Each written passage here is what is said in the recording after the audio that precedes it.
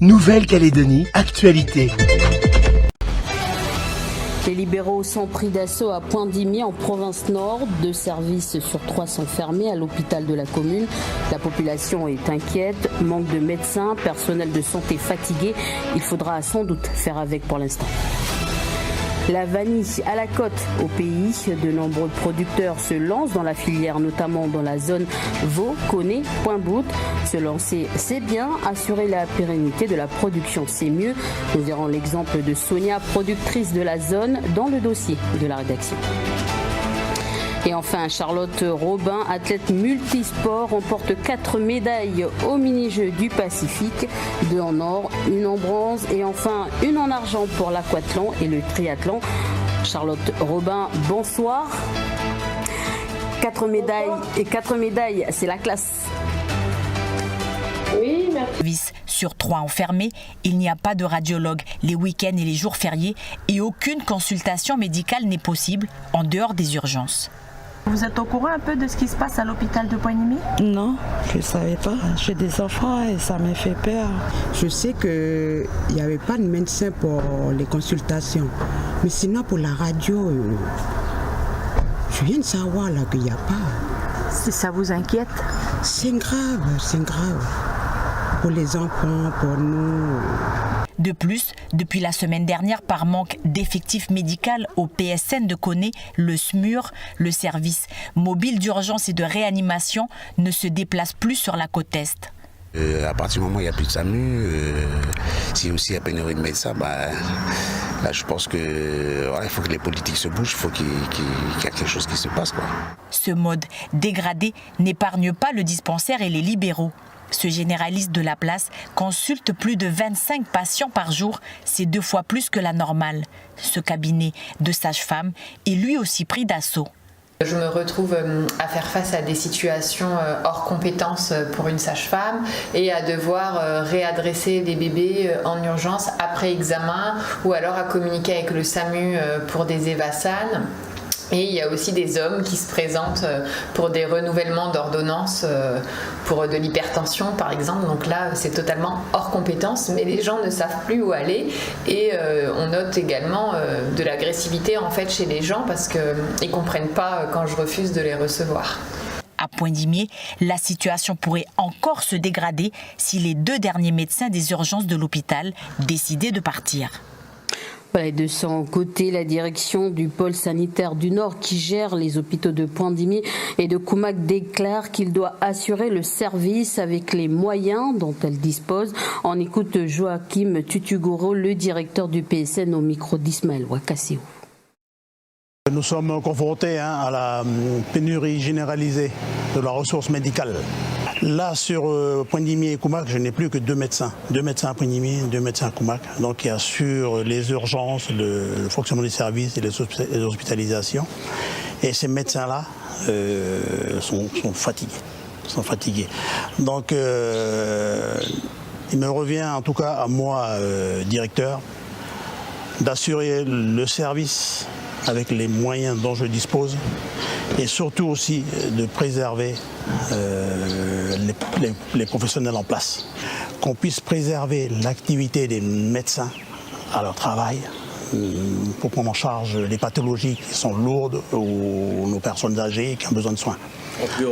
En priorité, mais je demande aussi aux populations par rapport au comportement irresponsable de penser un peu à ce moment-là, préserver nos équipes médicales, nos personnels. Nous sommes en effectif réduit. Aidez-nous. Voilà, et comme le déclarent nos autorités, la situation touche également la France. Dans l'Hexagone, selon une enquête du journal Le Monde, le nombre de médecins généralistes par rapport à la population a diminué en moyenne de 1% par an entre 2017 et 2021. Politique, à présent, 4 jours après les élections législatives, le Front de Libération Nationale Kanak Socialiste dresse un bilan positif selon lui et le CSI. Le 2e tour montre qu'ils ont réussi à mobiliser sur le terrain. Néanmoins, l'abstention, et notamment dans les communes indépendantistes, questionne. Alors, quelle lecture politique donner donné à cette abstention. On écoute Patrick Djomessi, chargé de l'animation du bureau politique du FLNKS. Non, simplement la lecture politique qu'on peut faire de ça, l'appel à la non-participation à la troisième, au présidentiel. Donc ça a joué sur l'abstention de ces législatives. Et nous, ces élections législatives, ça a permis aussi pour nous d'expliquer tous ces enjeux-là et la non-participation pour la troisième. Et donc, toutes ces choses-là additionnées, on a réussi quand même à mobiliser le terrain. On a réussi à passer le premier tour dans les 2 circonscriptions. Et la lecture politique, in fine, qu'on peut faire de ça, c'est que la question de l'indépendance, on la met sur le tapis. On la remet sur le tapis, elle sera toujours là.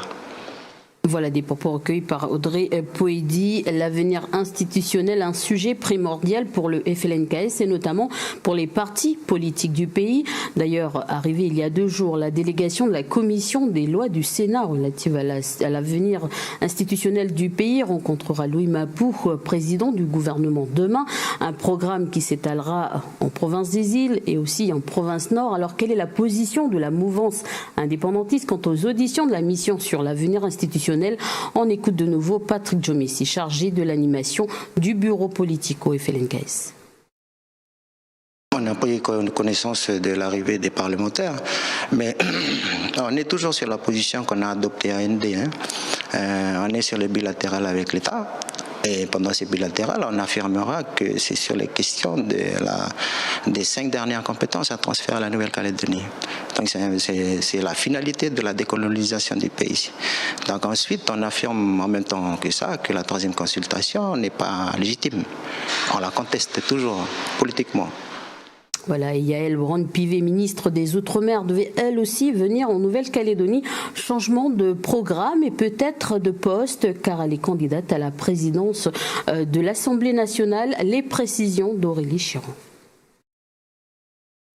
Yaël Braun-Pivet est désignée pour être candidate de la majorité à la présidence de l'Assemblée nationale. La ministre des Outre-mer pourrait être la première femme à occuper ce poste, comme le souligne le site d'actualité HuffPost. Selon le quotidien Ouest France, elle est quasiment assurée d'être désignée à la tête des 577 députés mardi prochain et ainsi succéder à Richard Ferrand. La députée des Yvelines avait déjà montré de l'intérêt pour le perchoir en 2018 avant de se retirer au profit de Richard Ferrand soutenu par l'Élysée. Elle souhaite désormais devenir le 4e personnage de l'État, comme le précise cet article du HuffPost. Le journal Libération, dans un article consacré au calendrier de l'Assemblée nationale, mentionne une date importante, celle du 30 juin. 2 jours après l'élection du président, ce sera au tour des présidents des 8 commissions permanentes d'être élus. L'enjeu est grand, notamment pour la présidence de la commission des finances, chargée de contrôler l'exécution du budget de l'État. Ce poste stratégique, qui revient à un membre de l'opposition, suscite également de grandes convoitises. Voilà une actualité que nous suivrons, bien sûr. Changeons de chapitre. Maintenant, je vous propose qu'on s'intéresse à la vanille, appelée l'or noir du Caillou. Celle du pays possède un taux de vanilline 2 fois supérieur que le niveau mondial. La Nouvelle-Calédonie compte près de 250 producteurs dans la zone VKP, donc pour Vauconé, Point-Bout, en province nord. Nombreux sont ceux qui se lancent dans la filière. Une filière pas facile à mettre en place. Pour cela, il faut un coup de pouce et surtout créer un réseau. C'est l'œil de la rédaction.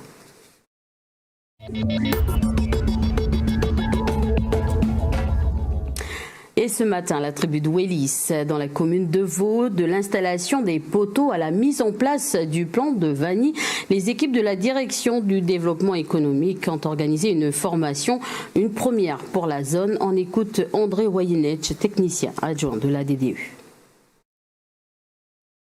Ces producteurs se situent en gros dans la zone VKP. Donc ils travaillent chacun dans leur coin, qui le produisent depuis peu des gousses et commercialisent par bouche à oreille. Il y a une quinzaine de producteurs que j'ai recensés à mon niveau. L'objectif c'est l'entraide, c'est de se connaître, de se faire connaître. Et de connaître aussi les organismes comme le arbre fruits, comme le CFPPA CFPPA Nord pour les formations, de faire connaître aussi les techniciens de la zone VKP qui s'occupent d'eux. C'est important que les techniciens soient sur le terrain pour recenser, pour récolter les doléances et apporter l'appui technique, apporter aussi leur soutien pour que leur projet soit viable économiquement déjà, ça c'est la priorité, et faire vivre la filière. Et parmi les bénéficiaires de cette formation, Sonia Dubois, habitante de Pointe-Boute, aidée par son mari, elle a décidé de se lancer dans la filière il y a 4 ans. Après un premier label pour sa plantation, elle vient d'en recevoir un deuxième pour la transformation de sa vanille. Océane Zobler est allée à sa rencontre.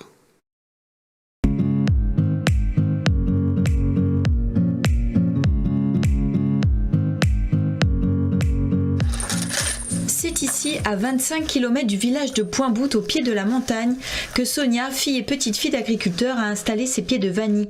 15 arbres sur lesquels se trouvent plus de 900 pieds de vanille. Au bout de 5 ans, la plantation a porté ses fruits grâce à un travail minutieux et quotidien.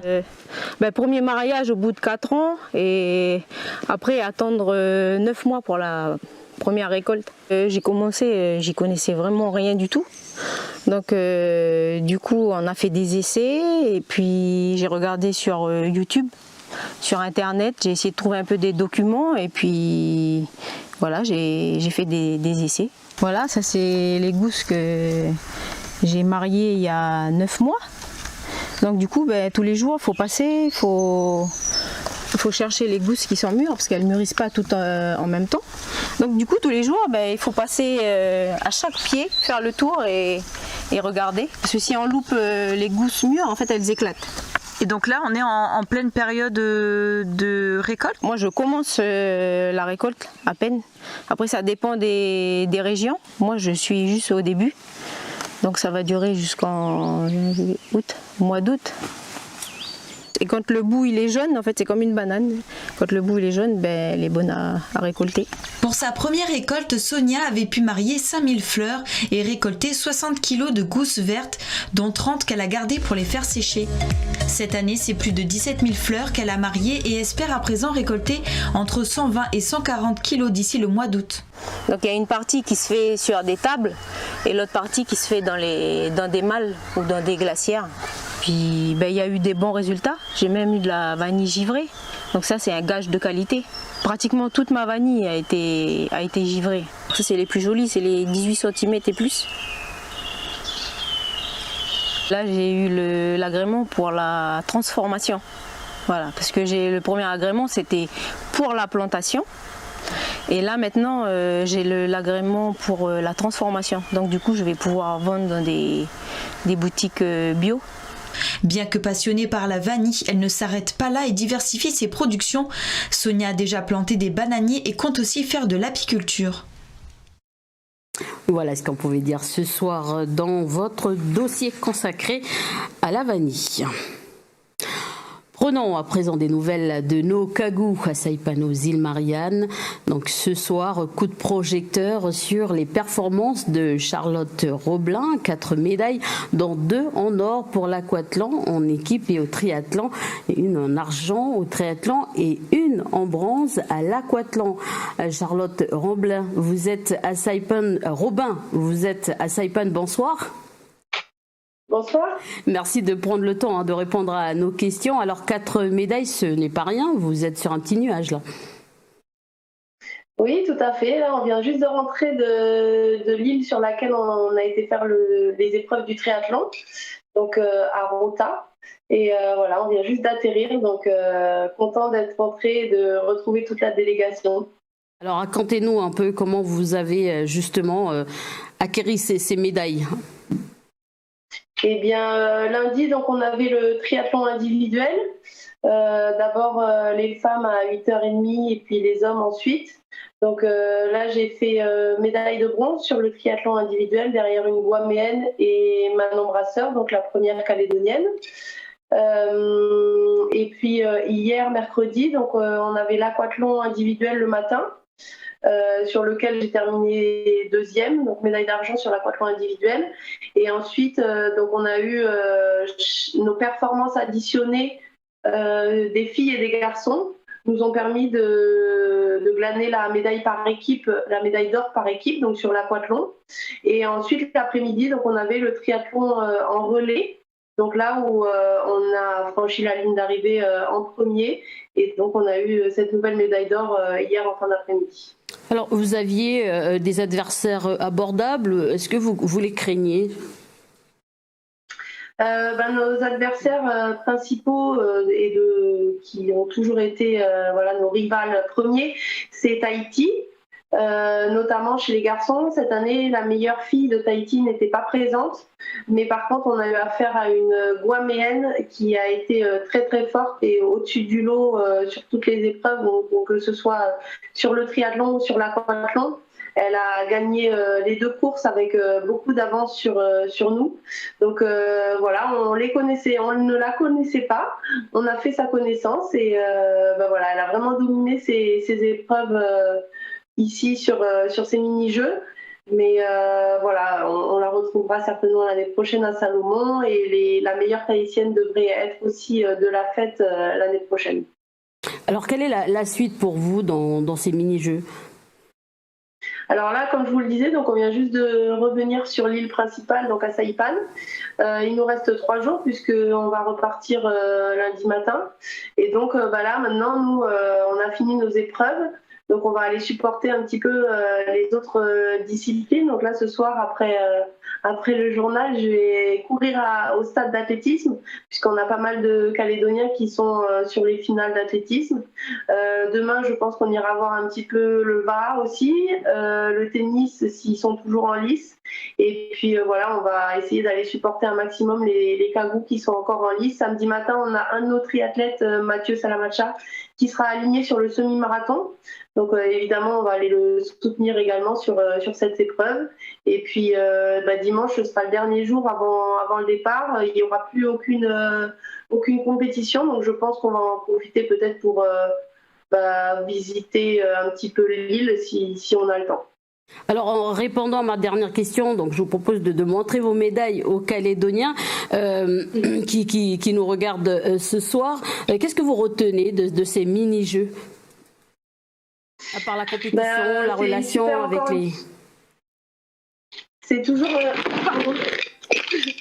Voilà, désolée, petit problème. Les aléas du direct. Oui, c'est ça. Je suis désolée. Donc, c'est toujours que ce soit les jeux ou les mini-jeux. Voilà, donc un petit problème avec le téléphone, mais on va pouvoir écouter la dernière réponse de notre invité ce soir. Excusez-moi. Oui, donc moi, ce sont mes 6e Jeux du Pacifique quand même, donc c'est toujours une superbe expérience.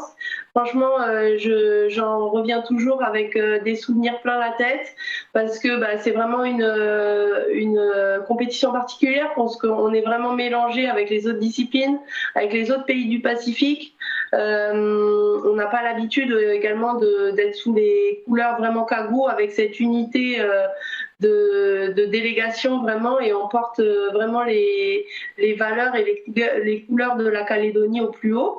Donc c'est vraiment toujours une fierté et un honneur de pouvoir représenter la Calédonie, et puis de pouvoir aussi découvrir certains pays qui sont en voie de développement, surtout au niveau du sport. Par exemple, je vois au niveau du triathlon, il y avait les îles Salomon, les îles Fidji qui sont pas forcément aguerris à cette discipline, et c'est aussi un plaisir de partager ces moments-là avec ces pays qui ont tout à développer et à gagner au niveau du sport également. Charlotte Robin, merci d'avoir accepté notre invitation depuis les îles Mariannes. Merci beaucoup, merci à vous. Et le bilan des médailles pour la Nouvelle-Calédonie aujourd'hui, donc les athlètes ont remporté 34 médailles, dont 6 en or, 14 en argent et 14 en bronze. Première mise à l'eau pour la pirogue de Fouet à Koné pour refermer cette édition. Des années qu'elle n'avait pas été vue dans la zone, plusieurs forces vives ont mis du cœur à l'ouvrage pendant des mois, coordonné par le département de musique traditionnelle pour réaliser cette œuvre. C'est son premier contact avec la mer, l'occasion de régler le balancier et surtout de constater sa bonne flottabilité. Des images d'Antoine Reiss.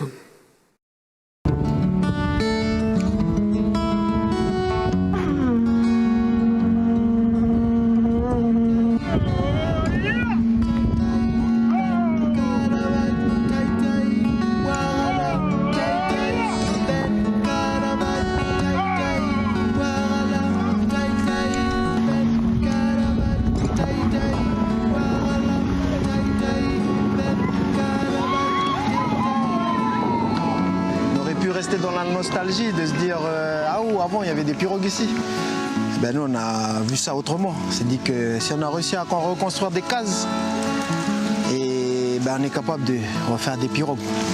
Du coup on a porté le pari de réussir à faire aboutir ce projet grâce à des personnes qui sont déjà détentrices de savoir. On n'est pas tout seul, on est beaucoup dans ce travail. C'est un travail qui est à l'échelle pays, mais ça dépend vraiment de la conviction des gens à vouloir remettre des pirogues sur les eaux calédoniennes. Pour dire que voilà, c'est pas un objet de musée, c'est un objet qui est vivant.